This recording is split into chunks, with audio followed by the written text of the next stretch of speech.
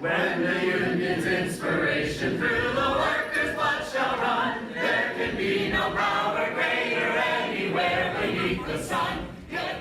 It's my great pleasure to introduce you to Vivian Price, who's our friend and member of Labor Rise Climate Jobs Action Group.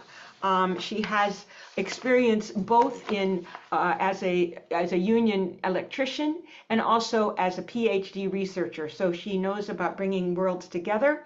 And she's going to talk to us about her experience in studying and talking with people in Finland and Poland and in the UK about workers and climate and just transition. So without further ado, I'm going to hand it over to Vivian. Faces I know, people I've met at least virtually, if not face to face. Some people I haven't seen for a while, and then some new folks. Thanks so much for tuning in. And, when it comes to thinking about what's happening in the world, there's a lot of different countries out there. And I'm looking at three of the cases that went out in our announcement for today. So we're calling this Who's Got the Secret Sauce? 3 Strategies for Union Worker-Centered Climate Justice Organizing. And this is the puzzle, right? How do we put climate and worker union issues together? I think many of us would like to see that happen. Let me just go into full slide mode here. Okay. And so there's 3 cases. This is a sketch of 3 cases. So the 3 cases I'm looking at, the first one is Climaxico. And this is basically a Portuguese-based organization that's interested in organizing workers around climate. And their key idea has to do with demanding public funding for climate jobs. And then there's an article which we shared with everybody, and it represents another idea, and it's really about logistics workers from the eco-socialist point of view. And this is 2 British writers who've written this article about looking at how workers organize in terms of their uncertainty of their job, as well as climate-related working conditions.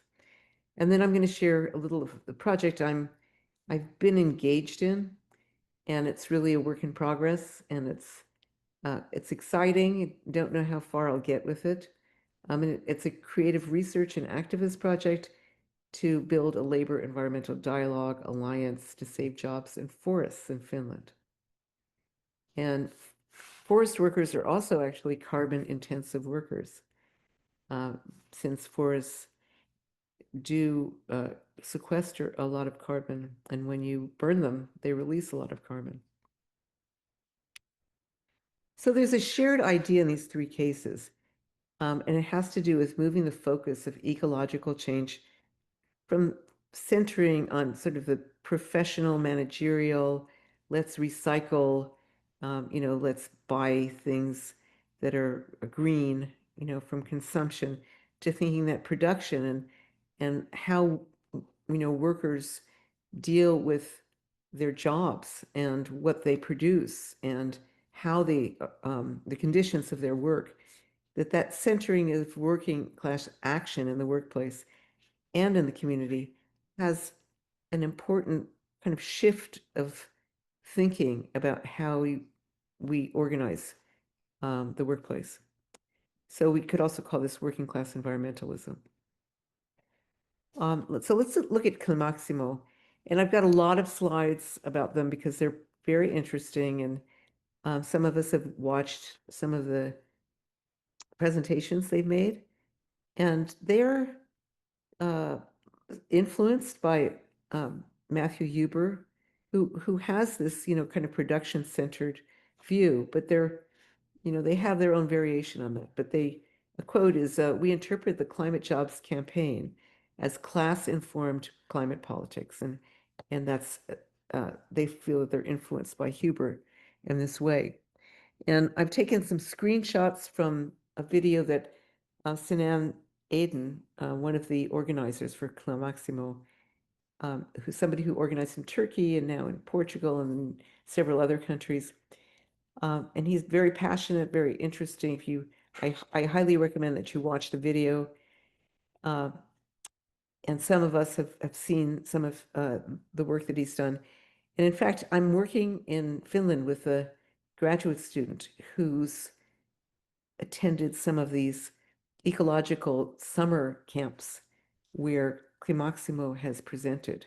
It's really interesting to see the flow of ideas across countries. Sometimes we're so isolated in the United States, so it's interesting to hear what's happening in other countries. And they've written a book, several people in Climaximo called All In, a revolutionary theory to stop climate collapse. And their guiding principles have to do with dismantling capitalism, climate-informed class politics, and climate jobs campaign. So nothing lacking in ambition here. And their key ideas have to do with this, that on the one hand, there's a climate emergency, and that requires mass action, and that it has to be done globally. And maybe I will, well, I'll just, because I don't want to upset the technical balance of this presentation. This is a YouTube, but Sinan is very expressive, and he's very good about talking about the implications of looking at both the climate crisis and the crisis of capitalism, the crisis of inequality, precarity, and that these two really come together. And in both cases, they require an understanding of class politics and who's the opposition and who are the proponents of change. So in that case, they talk about class-informed climate politics, and this is where it starts getting more specific. So they have a strategic focus on trade unions because they see trade unions as having organized social power, negotiation capacity, mass involvement, and disruptive capacity. They also look at industrial workers as a strategic focus. This harkens back to, Marxist theory. Also, disruptive capacity. They are on the front line of climate policy because it's embodied in their everyday jobs. They deal with antagonisms in their everyday life. And then they also have the possibility of creating a narrative, a powerful narrative. So this is, one thing that I think we could talk about is what does this mean when you focus on industrial workers and when you focus on trade unions? What does that mean? And for Climaximo, we'll look at some of the different countries that they're really focusing on, and the situation may be a little different. It is different in every country. So in what case does this kind of thing work? And they also talk about, very frankly, some of the failures of their strategy. Okay, so this is the climate jobs campaign, and I've listed the countries that they mention have either promoted the campaign, have endorsed the campaign, have in some way embraced the campaign. And I remember when I was in the UK in 2018, they had what they called the million climate jobs. And South Africa, working with TUIT, Sean Sweeney's organization for trade unions for energy democracy, also adopted 100,000 climate jobs. Norway, likewise, had a bridge to the future, climate jobs. Canada, Portugal, and several states within the US, the Climate Jobs Resource Center coming out of Cornell, also really promoted the climate jobs perspective, Mauritius and the Philippines. So yet they do focus a lot on trying to understand what happened in Portugal. So lesson one from their analysis of their work is that if you don't win the idea that there is a climate emergency, then you won't win an ambitious campaign, a campaign that really makes demands, that has some gravity.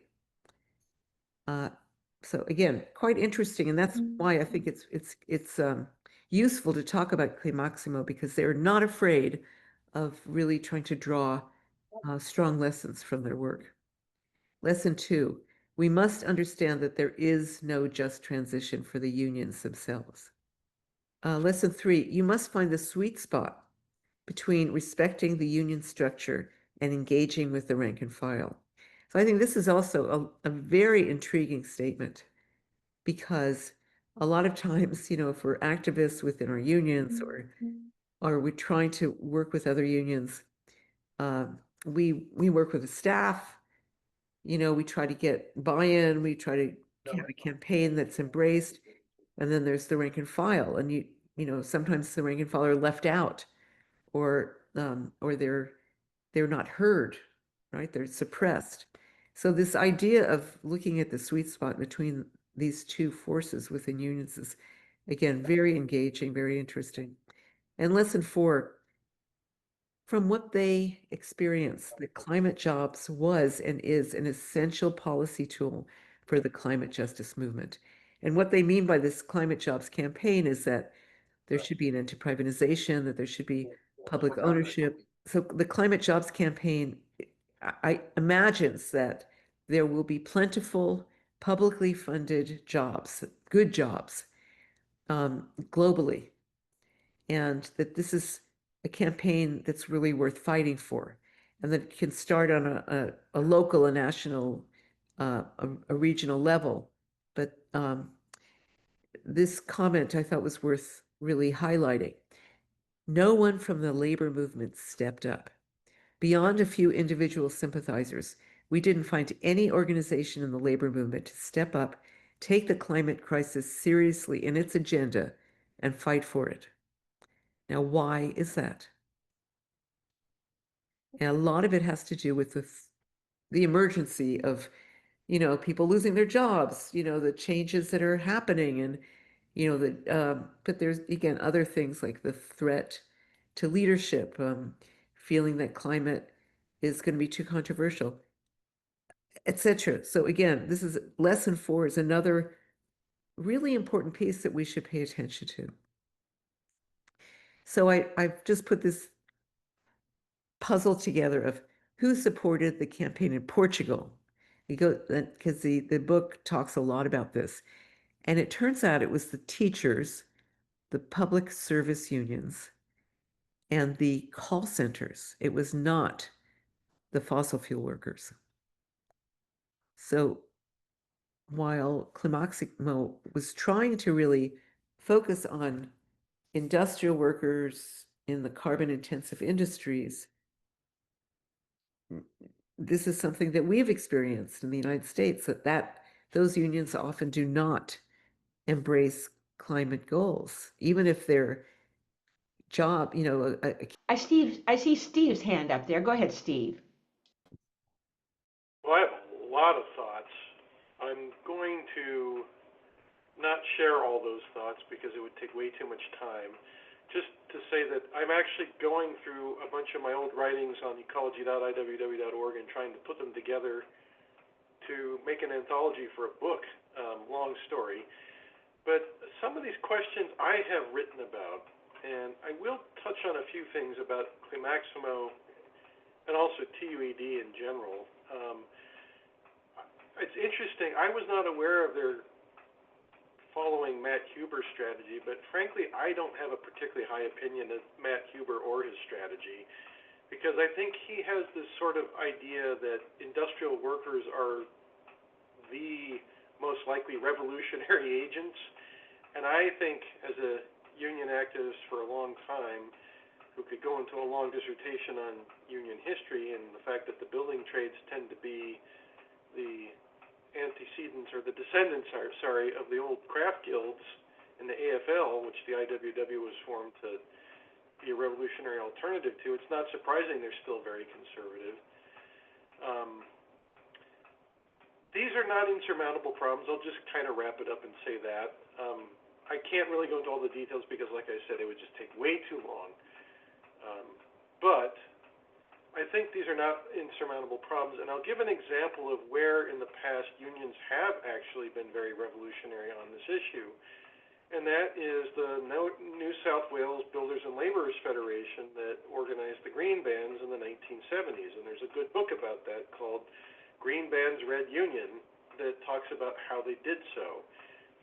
And I would recommend reading that rather than go into a lot of bullet points about it. I'm going to just wrap up and let other people talk. I guess the one takeaway is this is not insurmountable, and I'd love to discuss that in more details. Maybe we'll have time tonight, maybe we won't, but I want to give someone else a chance. Thanks, Steve. And even though I discouraged using the chat, if you want to put that book that you just mentioned in the chat, that would probably be great, so people will be able to remember that. And anyone else want to comment on Vivian's question? What do you think about this strategy, particularly the focusing on industrial workers and fossil fuel workers, people most affected? Anyone want to make comments or have questions about that before we go on? There's Michael with a hand up. I have a number of questions, but time doesn't permit getting into all of them. But it seems to me, first of all, that this theory is reminiscent of the Communist Party's industrial concentration approach of the 1930s, 40s, 50s, 60s, and on. And it has a very almost stereotypical concept of who is an industrial worker. We used to think about that as being auto and steel and, transport or whatever. But in today's economy, those don't fit very well. They're industrial workers, but there are very few of them now. What about all the people who work in high tech? What about the service industries? What about education? The mushrooming of union organization in higher education amongst grad students and whatnot. So their theory doesn't really provide an answer to that. And yet, if you don't start with what the structure of the economy looks like to begin with, you're going to be talking to the wrong people, or you're not going to be talking to enough of the right people. Why didn't the unions step up? Well, I have some experience with that. Mike Miller and I did a project back in the 90s, Project for Labor Renewal, where we tried to get unions to work with us on how to activate and energize their members and democratize their unions. We talked to 60 local unions, and in the end, only 2 took part. One of them was the Office and Professional Workers in San Francisco, and the other one was the San Francisco school bus drivers. Not exactly industrial workers in the sense that they're using it. What we ran into was the culture of business unionism and how deeply embedded that is. That's a whole other conversation. And finally, how do we talk about all of this in the context of fighting fascism? How do we mobilize the labor movement to defend basic democratic rights? That's a challenge we haven't figured out how to meet. And if we can't figure out how to meet that, we're not going to figure out how to meet the challenge they're talking about. Check. Thank you. All right, a great deal to think about. I think what we'll do is jot down your question if you have one on this section, and let Vivian go into section 2 and carry on from there. Thanks, everybody. Great. Well, I think the questions or the comments really set up the next points. So let's take a look at, all right, this is just one slide on Crawford and White's article on workers on the front line. And they, in their article, they talk about transformative industrial action, but they look at the logistics chain, supply chain. They look at warehouse workers and drivers. And the point that they're really trying to make is not so much located entirely, and they also really they are interested in worker-centered action, in workers fighting for sustainable employment and to make, socially useful commodities, and have fair conditions. But what they're in this case, I think they're looking at logistics. I don't think that they think logistics is like the critical area, which is what some folks would argue, or at least that it is one of them. But they're looking at how the conditions of employment and the uncertainty of their employment and the lack of autonomy were ways to organize and really brought about direct action, walkouts, and that it was around environmental demands that, and we can see on the right side that environmental impact, corporate donations to climate change deniers, links to the fossil fuel industry, and there was an Amazon Employees for Climate Justice, because they felt that there were job cuts, because there was an unsustainable shifting of where workers would be located. And then the drivers also were experiencing job stress and even passing out in their trucks because Amazon was in charge of taking care of their vehicles and they weren't taking care of them well. And of course, they were pushing for more and more production. And one of the ideas that they brought out is that a key part of their contract negotiations became around these climate demands, as well as, demanding autonomy, demanding solidarity, looking both as workers fighting for a more democratic workplace and also incorporating climate demands in that as well. So a bit different and something which I think warrants our attention. And then finally, I'm going to talk about the project that I'm working on called Treasuring the Forest. It's a collaborative project. And I put together some slides for the unions that I'm working with. And then I spent about 6 months in Finland meeting with the forestry sector unions. And forestry is a big section, a sector an important sector in Finland because it provides now 17% of the export income. And Finland's a poor country, and it's 75% forested. A lot of it is plantations, and monocultures. They're worried about losing their carbon sink, and having carbon sink is very important for them to be able to maintain the level of industrial production they have in terms of the EU climate goals, which is an actual force of nature in Europe.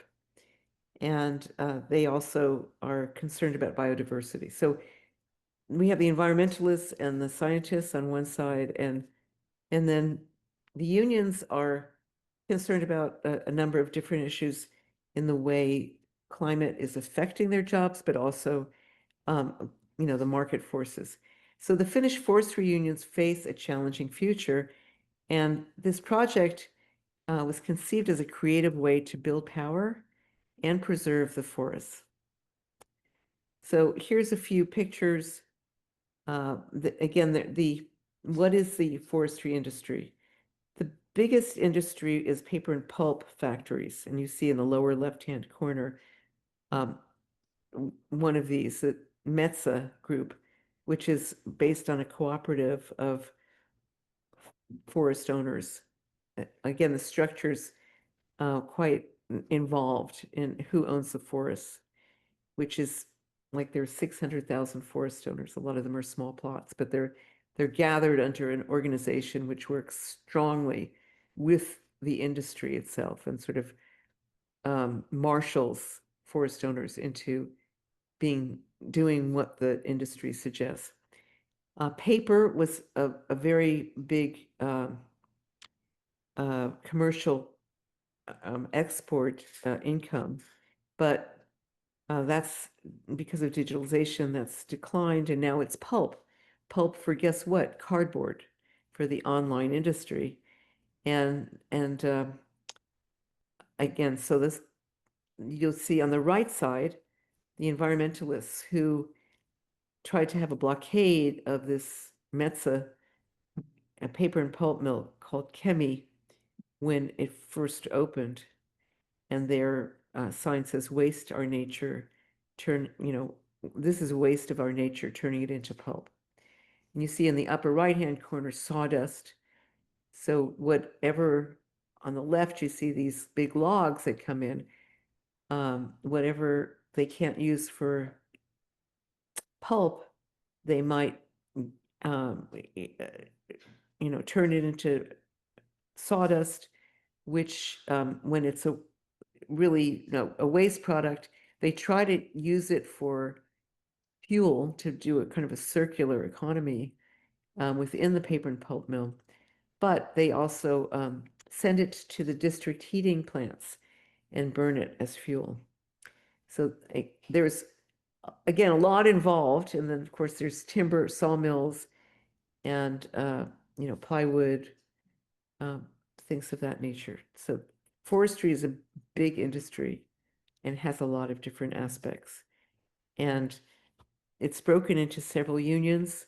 There's the Finnish Industrial Union, which represents the sawmill workers and the harvesters, the people who go in and cut the trees down on very computerized machines, as well as they also represent the people making, the manufacturers of the harvester machines, and the people who plant the trees when they have a clear cutting area and they want to replenish the trees for the next harvest.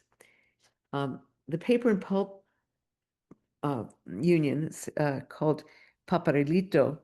And they tend to be, they're shrinking because, as I said, the paper mills, which were the smaller mills, and they were in many different villages throughout Finland, are closing. And the tendency is to have these giant, what they call bio plants, where they, create this circular economy, but there is still a lot of waste. So it's very involved, and just I spent a lot of time trying to get to know and understand the political economy of forestry, to understand that it is a carbon intensive business, both in terms of burning wood, and in losing carbon sink. And it's, hundreds of years old, so there's a lot of politics involved. And the state owns land and forests as well and gets some of their income from it. So unions need creative ways to address complex problems. They're dealing with job loss in the forestry sector. They're dealing with the Finnish national forestry policy, in which unions are excluded.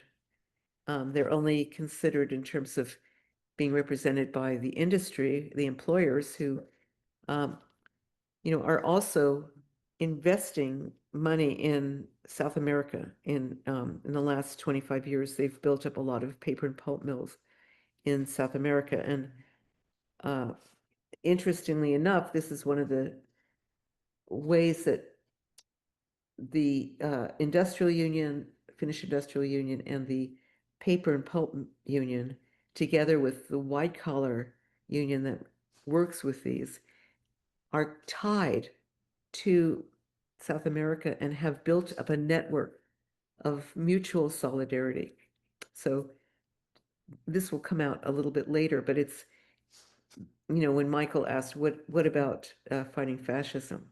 So there's some aspects in the way the forestry sector is organized that provide opportunities. And in Finland, as in many countries throughout Europe and the West, well, throughout the world, the far right is not only undermining unions, but it's attacking them. It has, Finland has 65% union density, so one of the higher, union membership in the world. But the far right in the last 3 years has done an enormous job, together with the employers in the last 10 years, of weakening unions and diminishing their ability to recruit members. They don't do workplace membership. They do, kind of an individual membership, and there's incentive for joining unions because they handle the unemployment. Again, could go into more detail, and then social protest in general, like political strikes have become criminalized. They can only do it for 24 hours. And the environmental movement and other social protests are finding themselves having a harder time to protest. And the welfare state itself, right? Less money for education, more stringent ways to control medical care, the universal medical care. So the far right is another problem for both unions and environmentalists. And one of the arguments that we make is that labor and environmentalists have reason to work together to build an alliance to fight fascism and to fight for democratic rights. So forests losing carbon sink and biodiversity, and then unions have difficulty in building alliances. They tend to be siloed on their own. So as a filmmaker, as a creative person, I started evolving this technique with colleagues in Norway, where we were looking at the polarization between oil workers and environmentalists who really were at odds with each other, didn't communicate to one another. And we decided that we would record people, and then we would record environmentalists and then show that kind of 15-minute piece of edited ideas to the workers and the unions, and then they would respond, and we would edit that together, and then we'd show it to the environmentalists, and then it's have this iterative process. And we got as far as having sort of one back and forth. And so I thought, let's try this in Finland, where again there is a polarization, and I just told you all the reasons why there may be some interest. So we thought we would start with interviewing workers, and then some environmentalists and some scientists, and I've done some of that and plan to go back and do more of it, create a very short video, and then show that to workers, possibly in their shop steward training, environmentalists in their sustainability groups, and then have them respond and ask for volunteers to share their responses for a second video. And then invite some of the people that get excited about it, because people do like to reflect and feel like their views matter, on some field trips. So to the forests, to forest stations, to work sites, depending on their identity, right? And also to learn more about this network between the Finnish and the Uruguayan forestry unions, which is, again, extremely intriguing.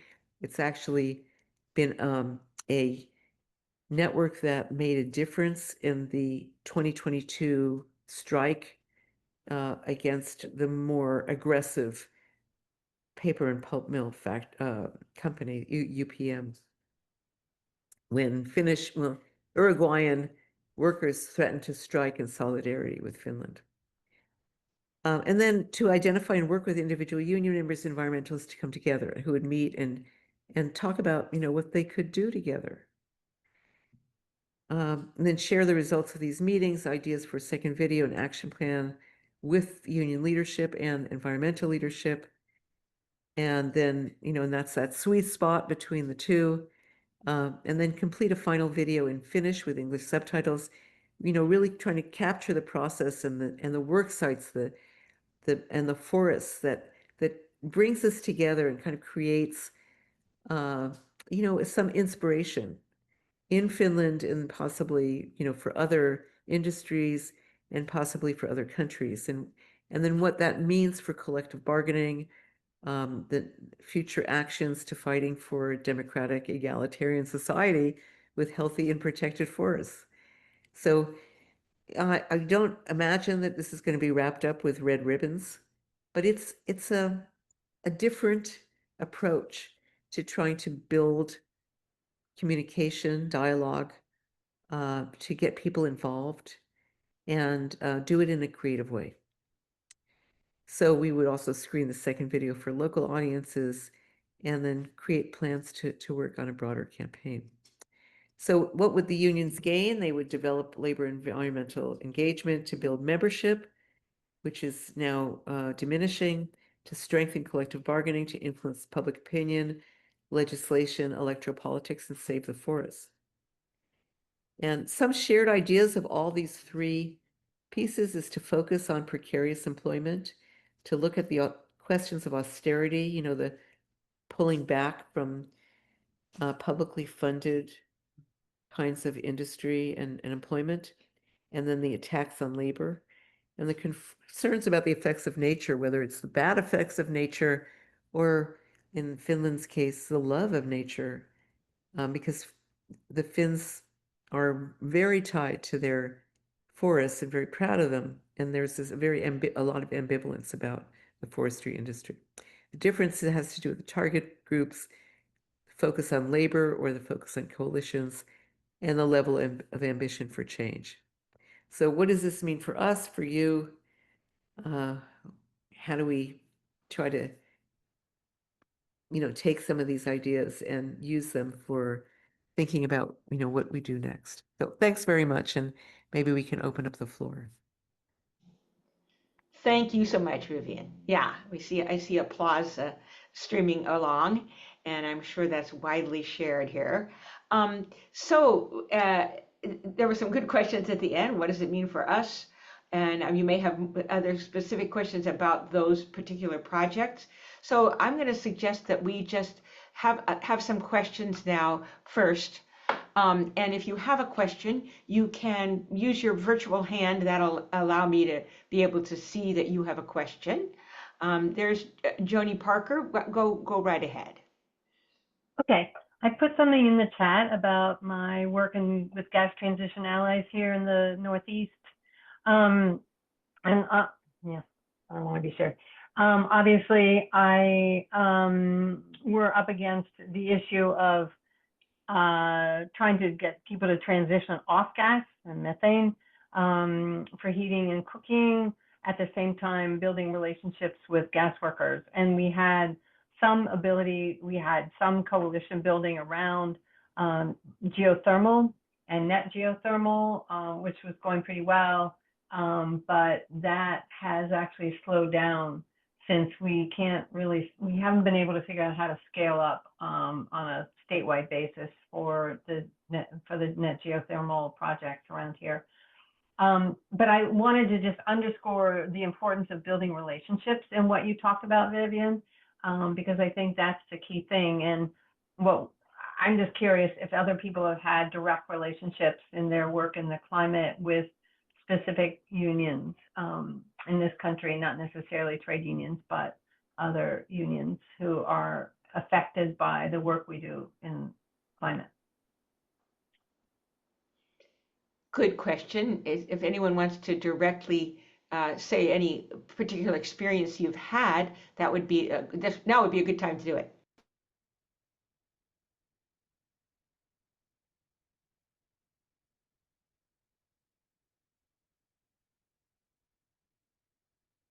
Can I just say one more thing? We had an issue here where we had gas bans for new buildings, and it was very much opposed by the Greater Boston Central Labor Council, most of the unions here. And so I've been trying to switch that with others from gas bans to gas plans, so that we could work together and figure out how we can actually make it work.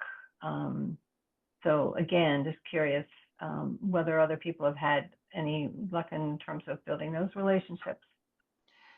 Go ahead, John, and then Steve.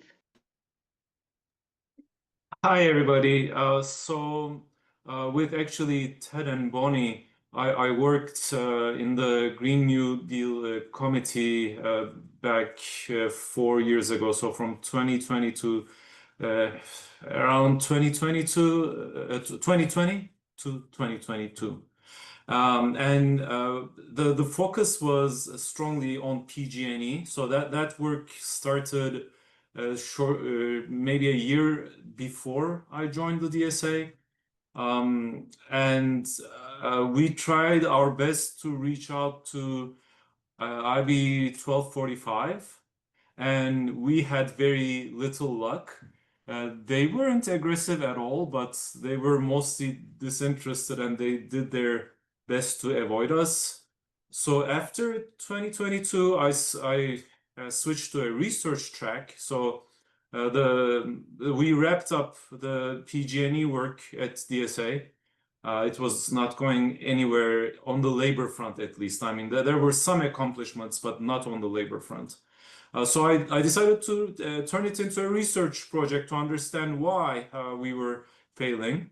But even the research project didn't work because I met with the same disinterest, and I won't say hostility again, but the union and the workers were doing their best to avoid me and my research team. So I'm a UC Berkeley professor, and I had a team of about 7 graduate students who did their best to talk to union workers, and they just had very, very little luck. So both research-wise and activism-wise, it was unfortunately mostly a failure. I won't say a colossal failure, but definitely like very, very little success. But I will just follow up this with a very short comment on the debate that was going partially in the chat and partially on Zoom. So this idea that we shouldn't have much hope in this kind of worker, this kind of union. Well, maybe it is true in terms of the top hierarchy of the union, but I don't want us to lose hope completely in the rank and file, even though I don't know what can be practically done about it. But I don't want to lose hope in the rank and file, because after all, you know, we will need some kind of energy, even if it's not the current way of producing energy. So we need workers involved in these sectors. We can't just write them off, but we will need, you know, creative strategies to reach out to them and organize them. Indeed. Steve, I'm going to call on Ted and Steve Morse, and then go back to Steve Ongrath. So let's do that. That's our stack. Ted, Steve M, and then Steve O. I'm asking people to keep it at about, if you can make it under 2 minutes, 90 seconds, that'll be great. So yeah, well, just speaking directly to this question of unions working with environmentalists, there's a very interesting process that unfolded in Contra Costa County, which is the home of four refineries in the Bay Area. 4 of the 5 refineries are here, and these folks got together with the unions that are in the refineries, including IBEW, as well as the refinery workers who are organized in the United Steelworkers Union, along with some very well-regarded environmental organizations, Asia Pacific Environmental Network and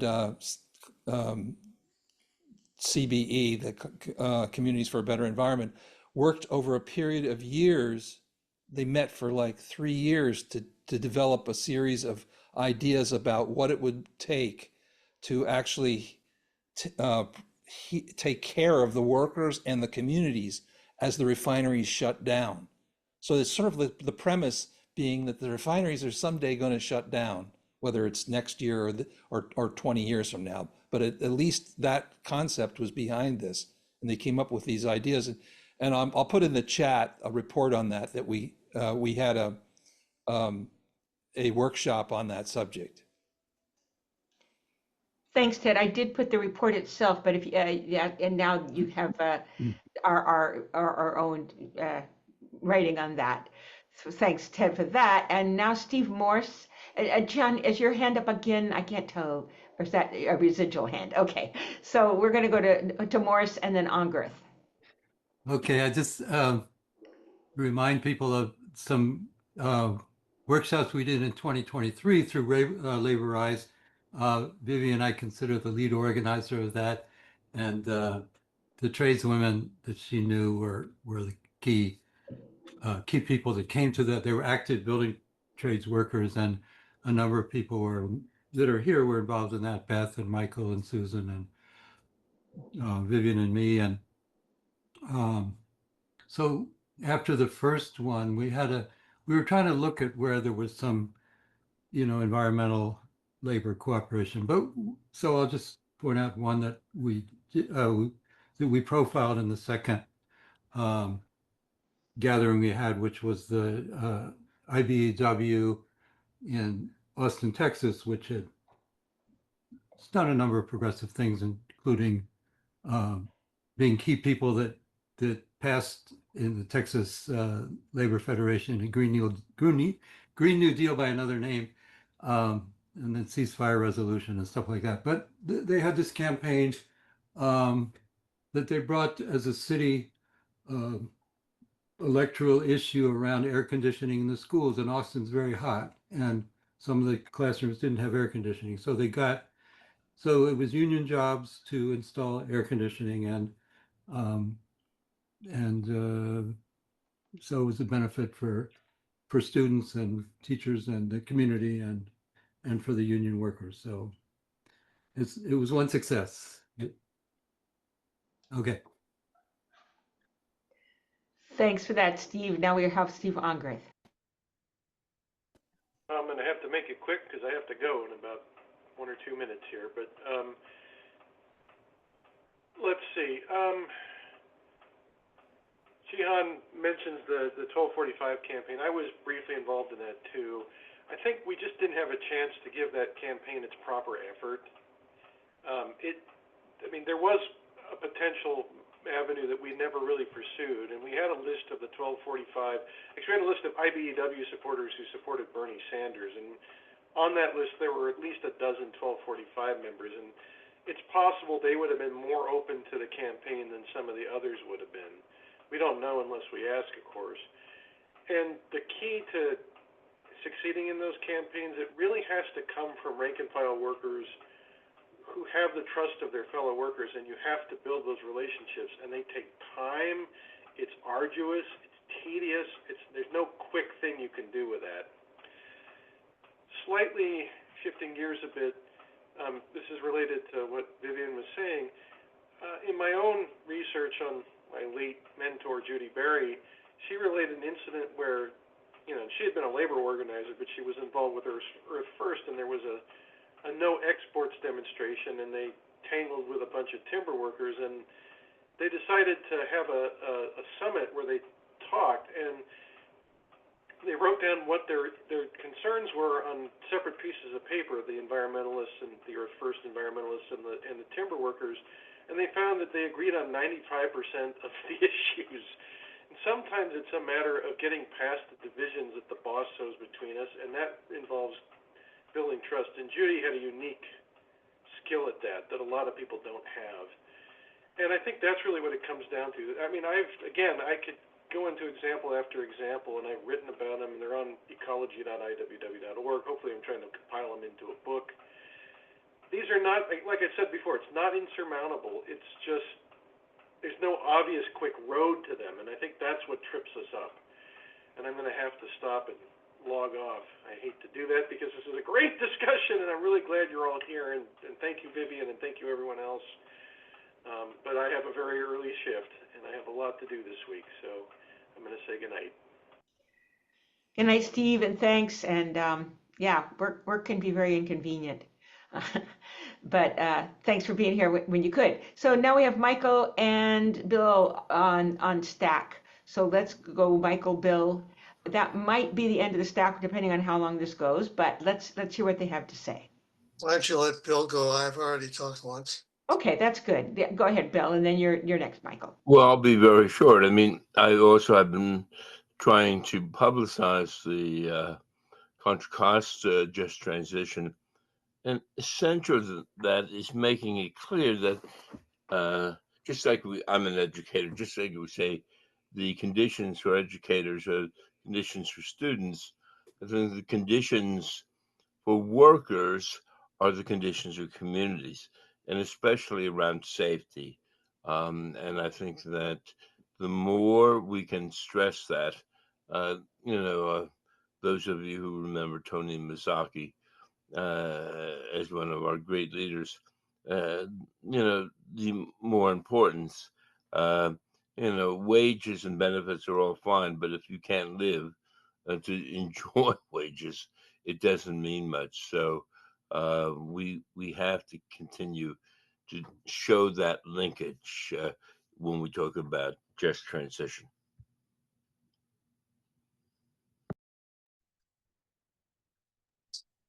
Indeed.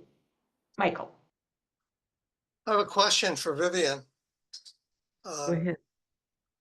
Finland is one of the areas of the world that has huge amount of permafrost, which is now melting. And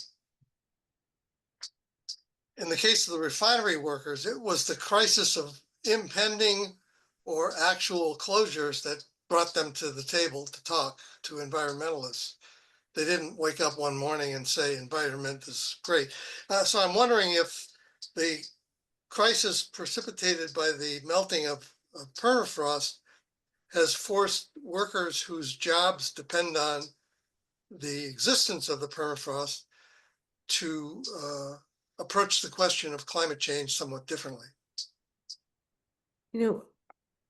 I think that the permafrost is primarily in the north. Mm-hmm. And that's probably the least populated area, and it's primarily indigenous people and tourism. So tourism may be, impacted by this, the lack of snow, right? But and of course the Sami feel that for a number of reasons the reindeer are having a harder time.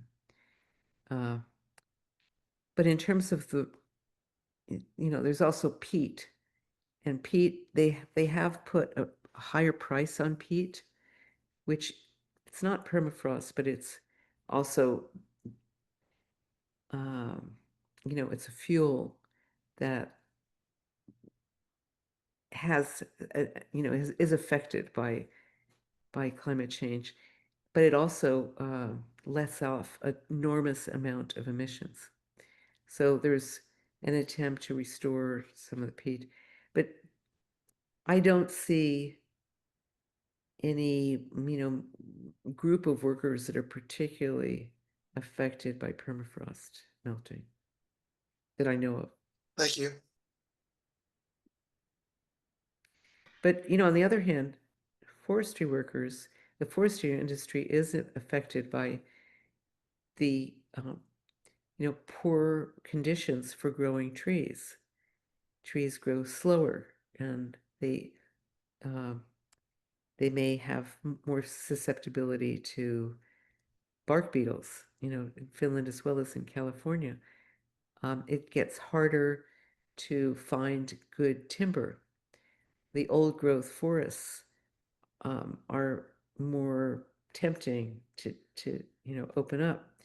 So, there are a lot of these issues that are in debate, and of course the forestry industry advocates claim it's not true, over exaggerated, et cetera, et cetera. So that climate denial is happening in Finland as well, unfortunately. But I know I kind of sprang on you this project that I'm working on, and it is a little idiosyncratic. And if any of you want to hear more about it, I'm happy to tell you more about my attempts to do this and how I'm being received. We know whether we're going to be able to do this or not. I did have a chance to present a workshop on climate and work for the construction workers, which was terrific. And I got to interview a number of people there, some of whom who work in paper and pulp mills as painters. So it's very interesting. And I think this thing about building relationships, keeping your ears open, becoming, part of the people that you're working with is very important, that you, rather than showing up and asking people to join you in an action without really knowing them. But, I think that's one of the good things about Laborize is that we try to do that. We try to build relationships. Thank you. So getting close to the end of our session for the first part. Yes, and I think that I don't know if you put how to contact you or you want to do that again, Vivian, for people who may want to just follow up and learn a little bit more, or may have contributions that they are thinking might be useful to you and to the people that you're working with. So there's Vivian's contact right there in the chat. I think all of you know how to contact Laborize. Somebody can put our website in the chat. That would probably be good if anyone wants to follow up with us anymore. We're just about ready to shift, but I've been kind of wrestling with some thoughts that I just want to say a little bit. Didn't put myself on the stack, but that our experience has been that SEIU, the service union, is the union that has responded to requests to be involved in climate movement organizing and legislation and fights in the legislature. And that project is a very different project than the project of talking with rank and file building trades people. And I think we're seeing that both of those things are happening and are in some way relate, some kind of ingredient in this secret sauce, that there's a need to build these relationships with people most affected by an energy transition. And there's also a need to talk with working class people whose communities and health and lives and schools and children are affected, disproportionately in working class neighborhoods by the continuing of fossil fuels and the continuing of climate and environmental collapse. So that seems to me the challenge that we have of building a different kind of unionism where the common good is part of what union muscle can make. So we all have our work cut out for us. Anyone has a final statement for tonight? There is no final conflict tonight, but if you do, now make it. And then on that note, then we will go into, what is to be done, the business of our next month before we meet again. So anyway. When the union's inspiration through the workers' blood shall run, there can be no power greater anywhere beneath the sun. Yet what force on earth is weaker than the feeling